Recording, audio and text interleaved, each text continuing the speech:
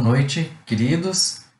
Reforço o meu desejo de que vocês estejam bem na medida do possível e que estejam conseguindo aí se preparar, né, da melhor maneira possível. Tivemos boas notícias essa semana, né, com o adiamento tanto da inscrição hoje quanto da realização do Enem. Esperamos que isso se materialize numa preparação melhor, com uma cabeça mais tranquila, né, já que é uma prova cansativa, uma prova que exige um ano inteiro de preparação.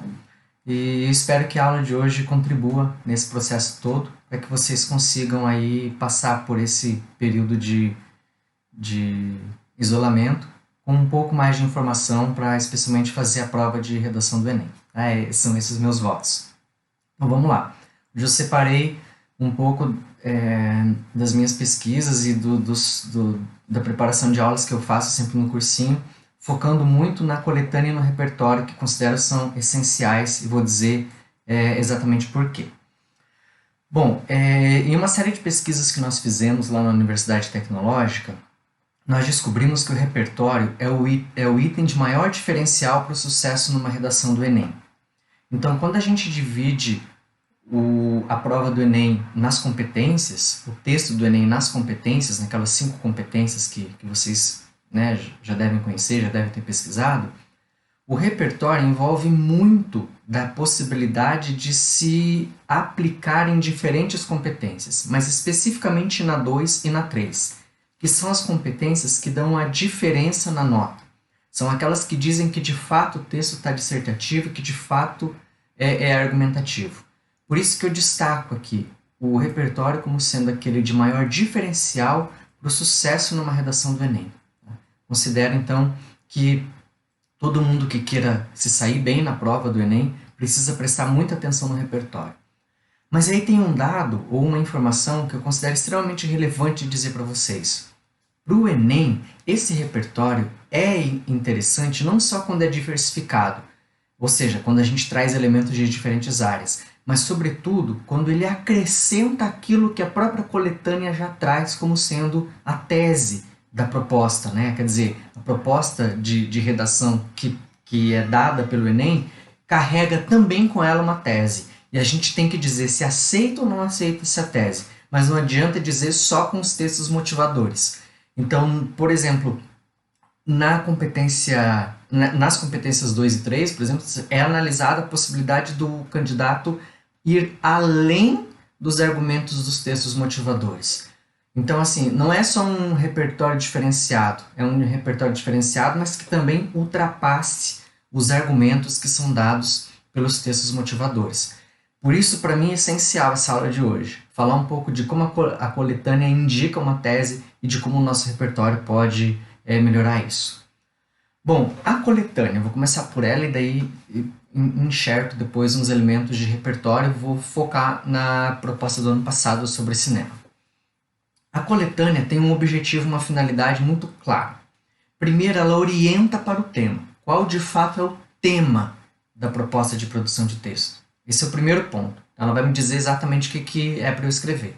O segundo, que ela indica um conhecimento básico que a banca de correção vai ter para poder analisar o seu texto. Então, é como se o texto, a coletânea, né, desse para o seu texto aluno, seu texto candidato, uma espécie de direcionamento, de indicação de algo como, isso aqui eu já sei sobre o assunto. O que mais você consegue acrescentar? Por isso que entender bem a coletânea, interpretar bem a coletânea é fundamental. Não é só para tirar as informações dali, mas é para tirar as informações dali e ir além, tá? Para não ser uma argumentação que a gente chama de previsível, tá? Porque já está dada pela coletânea. Vou dar alguns exemplos. Primeiro, começando pela diferença entre assunto e tema. No Enem de 2019, o assunto era cinema. Então esse era o assunto do Enem, cinema. O tema era democratização do cinema. E existia uma frase tema, que era democratização do acesso ao cinema no Brasil. Bom, por que eu estou destacando essa frase tema aqui como democratização do acesso ao cinema no Brasil? Porque não era para falar de democratização da produção cinematográfica. A não ser que você falasse democratização do acesso à produção cinematográfica no Brasil. Aí sim, mas aí você ia ter que falar da dificuldade que um produtor tem de produzir filmes. Mas veja que isso iria contra a ideia geral da coletânea que falava das salas de cinema, da diminuição das salas de cinema. É isso que eu estou querendo dizer. A coletânea indica para a gente o caminho a seguir, orienta exatamente o que é para a gente fazer. Vamos dar uma olhada no ano anterior. O assunto do ano anterior, de 2018, era o comportamento do internauta. Esse era o assunto geral, como é que a pessoa que está na internet se comporta. O tema era a manipulação desse comportamento. E a frase tema era mais específica ainda, era a manipulação do comportamento do usuário pelo controle de dados na internet. Então, falar de comportamento, de manipulação, sem falar em dados, por exemplo, era tangenciar, era não aprofundar a questão.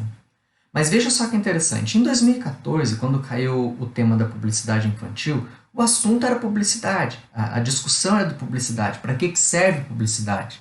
O tema era publicidade infantil, os produtos relacionados à criança. A frase tema era assim, publicidade infantil em questão no Brasil.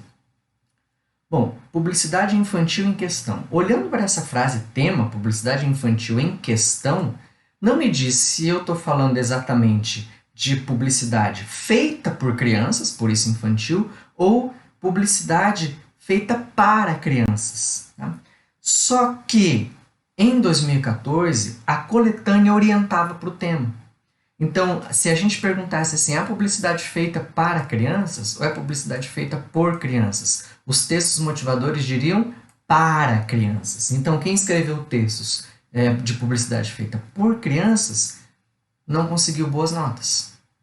Então, é muito importante prestar atenção nisso, que a coletânea me indica um caminho. Por isso que é tão importante prestar atenção na coletânea, resumir os textos da coletânea e entender exatamente para onde ela está caminhando. Tá?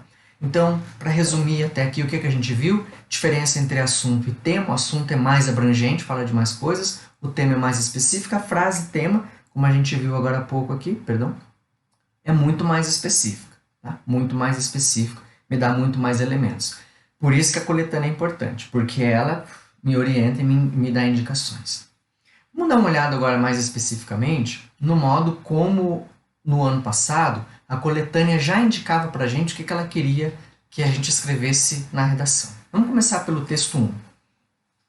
No dia da primeira exibição pública de cinema, em 28 de dezembro de 1895, em Paris, um homem de teatro que trabalhava com mágica, Georges Méliès, foi falar com Lumière, um dos inventores do cinema. Queria adquirir um aparelho. Lumière desencorajou-o. Disse-lhe que o cinematógrafo, quer dizer, aquele que passava o cinema, que transmitia o cinema, não tinha o menor futuro como espetáculo. Era um instrumento científico para reproduzir o movimento e só poderia servir, então, para pesquisas. Mesmo que o público no início se divertisse com ele, seria uma novidade de vida breve, logo cansaria. Lumière enganou-se. Bom, olha só que interessante. Perdão, continua.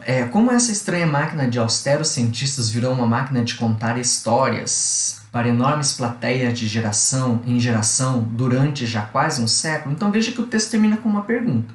Então esse texto fala do início do cinema, fala do engano que o Lumière teve, dizendo, bom, isso é só para pesquisa, no fim virou a sétima arte, né? E a pergunta que fica no final é, por que o cinema deu certo? E aí parece ser um link para o texto que vem depois. Ainda que não explicitamente, mas a gente consegue entender. Olha só o texto 2.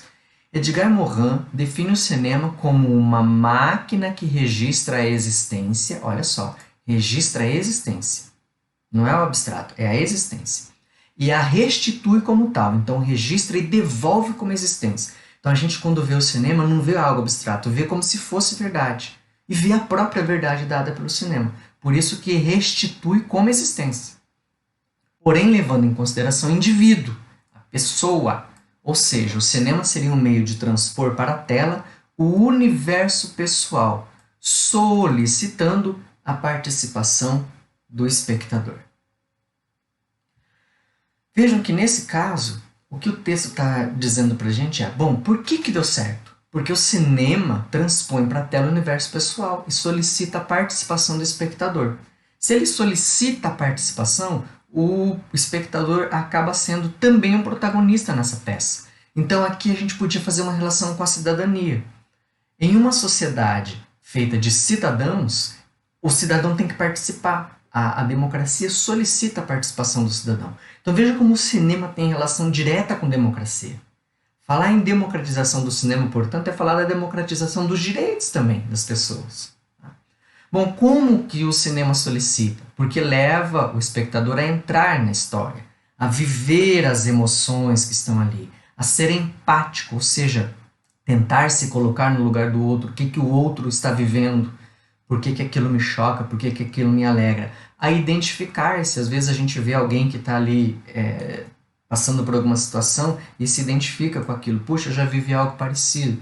E também a aprender. Quando a gente vê cinema, a gente aprende alguma coisa, a gente se constrói. Tá? Vou dar um exemplo que aconteceu comigo outro dia, vendo um filme Você Não Estava Aqui, que é um filme que fala sobre a questão da uberização. Olhando aquele filme, eu já me sinto muito propenso a não encomendar mais coisas pela internet. Porque o filme fala muito como essas pessoas que trabalham nesse sistema de encomenda e de entrega sofrem com isso. Então veja, por isso que o cinema também nos ajuda a aprender a construir, porque é uma arte. A arte nos ajuda a aprender a construir-se enquanto seres humanos.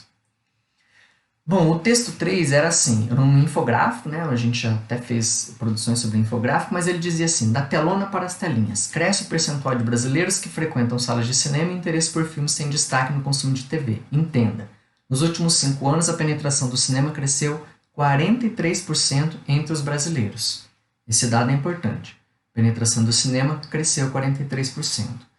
Aí aqui, 88% dos telespectadores assistem a filmes na TV, 17% da população frequenta o cinema, né, nos últimos 30 dias, 19% dos telespectadores de filmes na TV vão ao cinema e 95% dos que foram ao cinema assistem a filmes na TV.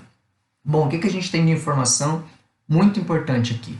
Primeiro, que cresce o percentual de brasileiros que frequentam salas de cinema, interesse por filmes de TV. Isso é muito importante, quer dizer, tem público. Nos últimos 5 anos, a penetração cresceu 43%. Tem público. Então, o que esses dados estão dizendo? Que tem um aumento do consumo cinematográfico. São dados. Eu posso trazer para a minha redação? Posso. Só não posso ficar nisso. Eu preciso ir além. Dizer, bom, por que é importante? Porque os dados mostram que há um crescimento. Esse ponto é fundamental. Quase 9 em 10 assistem filmes da TV, né, de quem assiste TV. Então dá 8,8 praticamente, 88 em 100. Então, essas pessoas teriam interesse em ir ao cinema, um cinema físico de rua? Sim, então os próprios dados dizem que 1/5 de quem vê filme na TV já vai ao cinema. Então, se a gente tivesse mais cinemas, esse número poderia ser maior. A gente pode dizer que a TV é democrática, atinge mais pessoas? Sim. A TV é mais democrática que o cinema? Em partes, porque a TV está em muitos lares, está em lares de pessoas que, por exemplo, não podem pagar um ingresso de cinema. Mas a TV seleciona demais os filmes, coloca em horários muito restritos. E isso não é necessariamente ser democrático.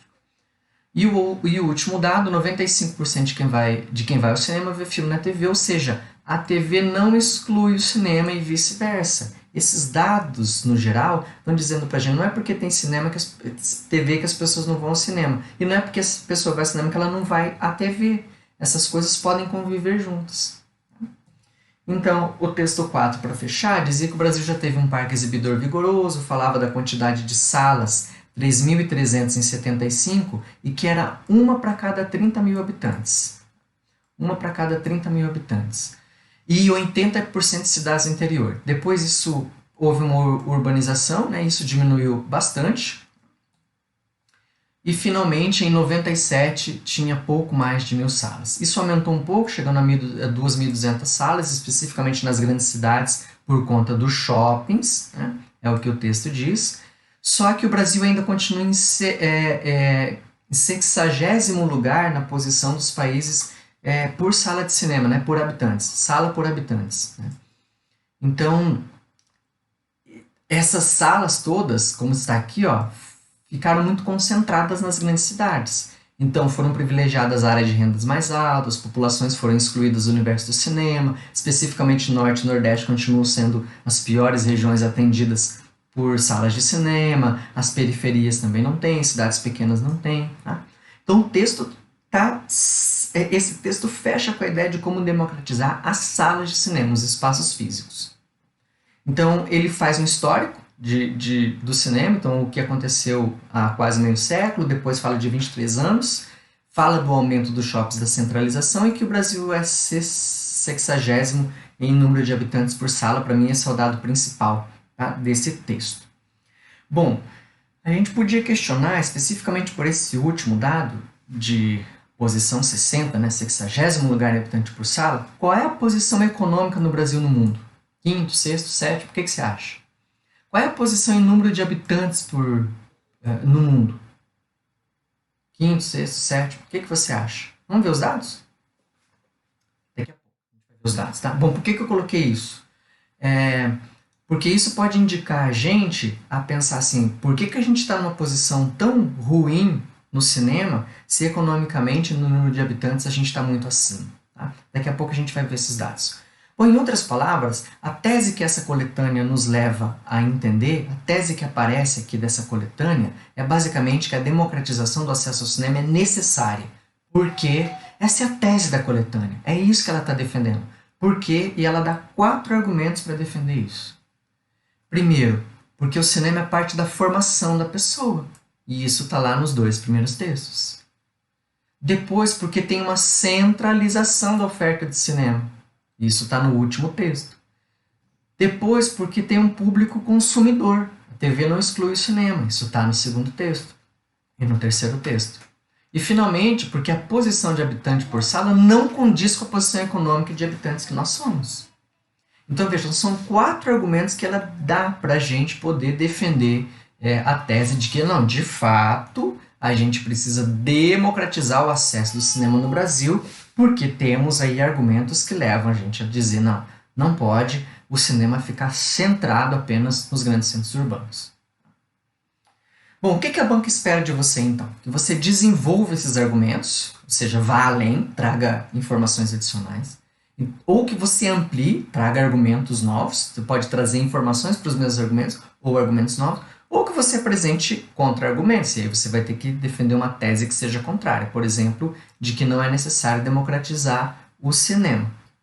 Acho muito difícil defender isso a partir do que a banca tem ali, a não ser que você tenha outros dados, né?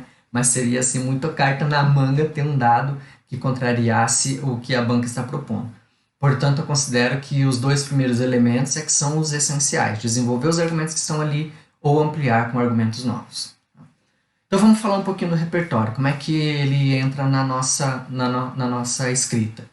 Então o primeiro ponto aqui eu vou pegar pelos 4 elementos lá dados pelos argumentos dados pela tese da coletânea. É a questão da formação humana.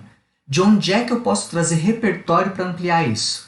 Da filosofia, da sociologia, da educação, da cultura. Vamos ver uns exemplos. Por exemplo, o que a filosofia e a sociologia falam do homem, da formação do homem? Um exemplo seria a gente defender o cinema como um ente de reflexão, não só de entretenimento. Então eu posso defender que o cinema como arte, como cultura, ele serve não é para entreter só, mas para nos formar, para nos fazer pensar. Quem eu poderia trazer para o meu texto? Bom, poderia trazer filósofos, citações de filósofos. Olha só, o sábio pode mudar de opinião, o ignorante nunca. Então o cinema pode fazer com que a gente aprenda, como eu comentei com vocês agora há pouco. Se ele faz com que a gente aprenda, faz com que a gente chegue a ser sábio. Depois não se ensina filosofia, ensina-se a filosofar. Será que um filme não pode nos ensinar a filosofar, a pensar, a refletir sobre a vida? Claro que pode. Todo o nosso conhecimento nasce no sentido, passa pelo entendimento e termina na razão. Então por que não começar pelo sentido visual, que é o cinema? Então essa última frase seria excelente para colocar num texto desse do Enem, falando da capacidade do cinema de nos formar enquanto seres humanos. Repertório.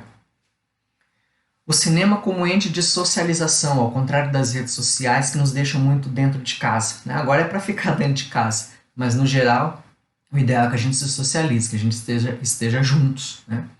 O Bauman, por exemplo, vai dizer assim, tudo é mais fácil na vida virtual, mas perdemos a arte das relações sociais e da amizade. Por que não dizer que o espaço do cinema também cria essas relações sociais? Eu vou ao cinema com alguém, eu me relaciono com alguém, eu acabo fazendo parte de uma sociedade mais ampla. Eu divido emoções com as pessoas naquele momento, quando sozinho em casa não tenho essa capacidade, não tenho essa condição de fazer. Por que a educação é importante? De novo, voltando à questão do repertório, estamos falando do cinema como formação. Então, o cinema como ente fundamental no processo educativo agora. Vou voltar a Kant. A educação é o desenvolvimento do homem de toda a perfeição de que sua natureza é capaz.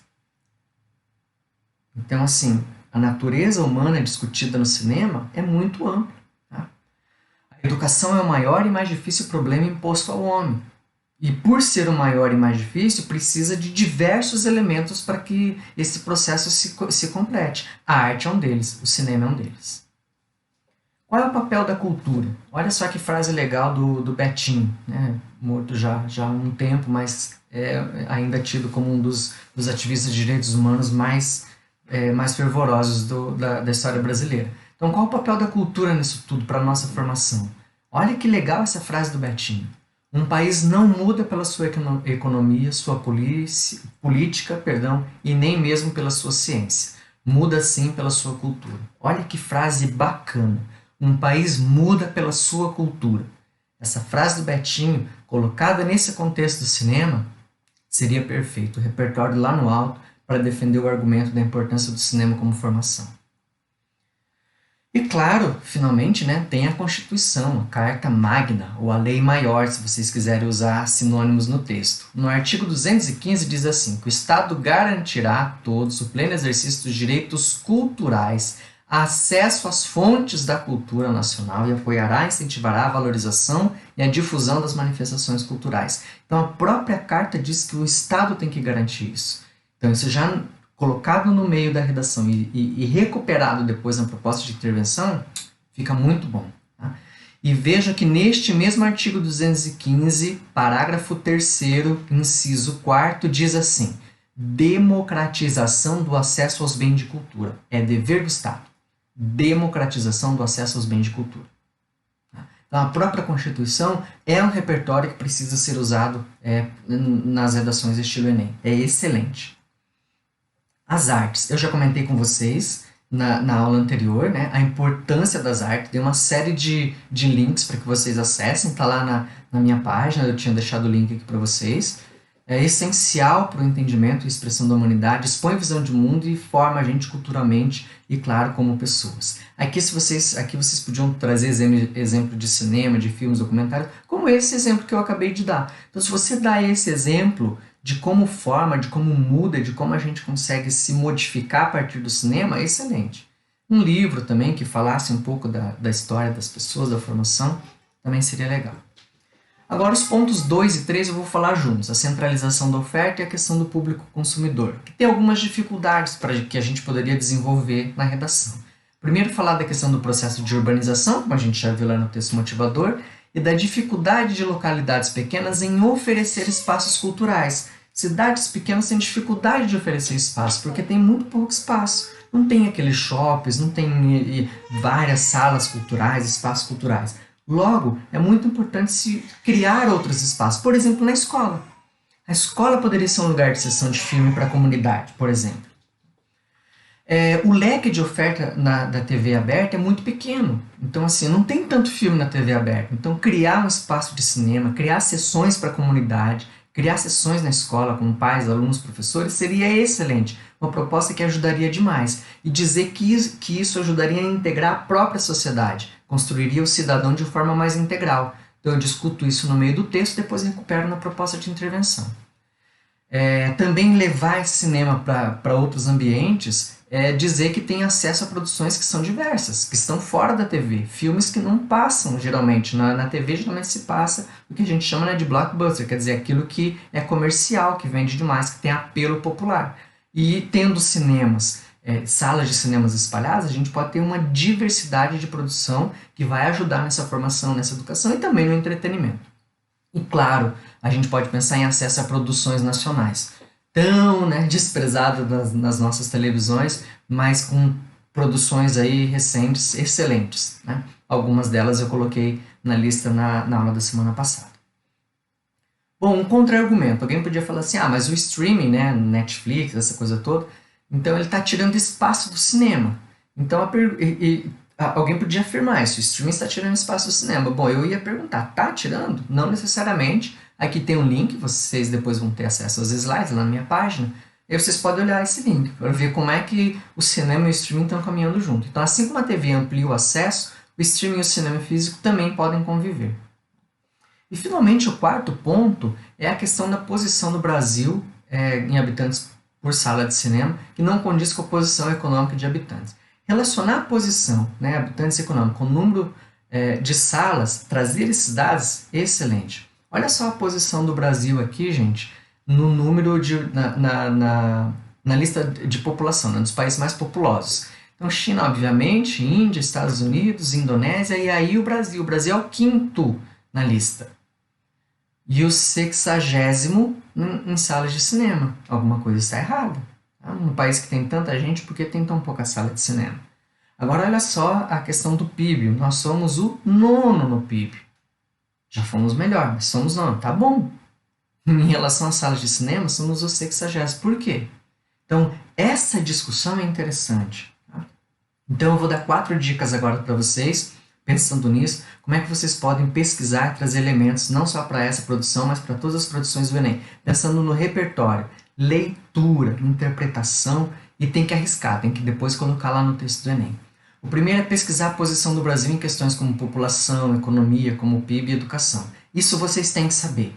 Tem que ir para a prova do Enem com esses dados na cabeça. Por quê? Para vocês aplicarem os dados em temas que são variados. Em qualquer tema básico, a gente pode aplicar questões de população e de economia. Especificamente no Brasil, que é um país muito populoso, muito grande e com a economia boa. Estamos ali, em nono lugar. A segunda dica é sempre dê uma olhadinha nos dados da PNAD contínua. Tá? Eu já tinha deixado esse link para vocês no Google Classroom. Como a gente não está mais usando, eu coloquei de novo aqui nos slides. Saiu este ano os dados do ano passado. Então, tem vários dados ali sobre a questão das famílias, a renda da família, enfim, escolaridade, uma série de coisas. Muito importante também para aplicar em temas variados. A terceira é literatura. Leiam literatura. O repertório literário vai fazer enriquecer o texto, não é só com vocabulário, com ideia, com relação de personagem, ações, narrações. Façam anotações sobre o que vocês estão lendo. Por exemplo, os textos fazem reflexões sobre os seres humanos, sobre a nossa condição de ser humano. Os textos tratam de temas específicos. Isso é muito legal. Tá? Trazer isso para o texto do Enem enriquece demais. E, finalmente, a quarta é filosofia e sociologia. Refletir sobre essas ideias de homem e sociedade é muito importante na prova do Enem. Isso enriquece o repertório e faz com que a redação saia do senso comum. A redação do Enem para ganhar nota tem que sair do senso comum. Não pode ficar só no texto motivador, mas também não pode ficar no que as pessoas falam na esquina. Tem que dar o passo de dizer, ó, eu estudei para falar sobre esse tema. E estudar não precisa estudar o tema, tem que estudar o que está em volta. Por isso que eu estou reforçando a ideia do repertório. O repertório é essencial, meus queridos. E aí, se vocês quiserem ir treinando, podem treinar essa redação de 2009 aplicando nos temas passados, como essa de 2009 e nas propostas novas que a gente vai começar a ver a partir das próximas semanas. Finalmente, tem as atividades online lá no e-mail, eu cheguei a mandar para vocês no e-mail, também está na minha página. Tem algumas propostas antigas, então quem já enviou pode reescrever, enviar de novo, e também tem os vídeos no YouTube.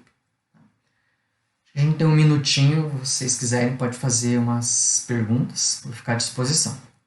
Muito obrigado.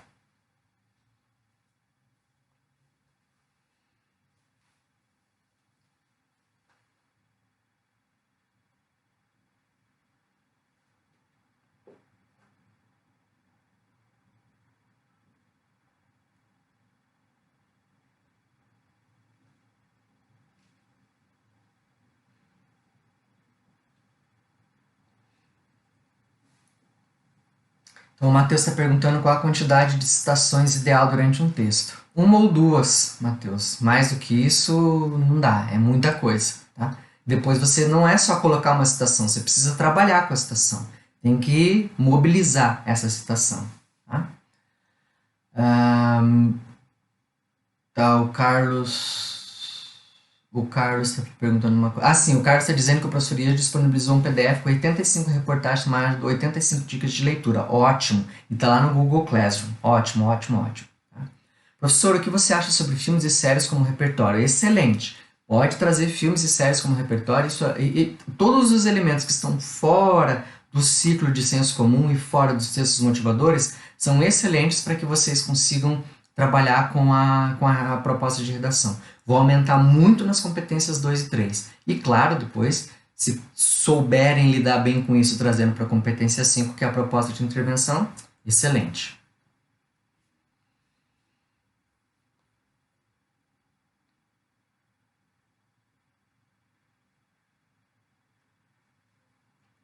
A Juliane está perguntando se mais para frente vão ter propostas da federal. Sim, Juliane, vão ter sim.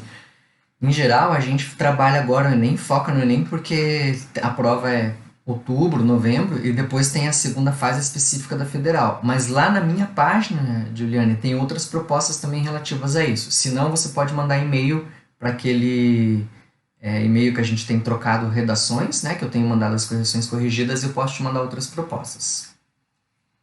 O Lucas está perguntando se eu passei proposta estilo Enem. Ainda não, Lucas. Eu quero primeiro explicar o que o Enem espera da gente para depois pedir a proposta. Senão depois a proposta vem faltando elementos. Ah, mas o professor não explicou. Tá, então é por isso que eu ainda não mandei. Tá bom?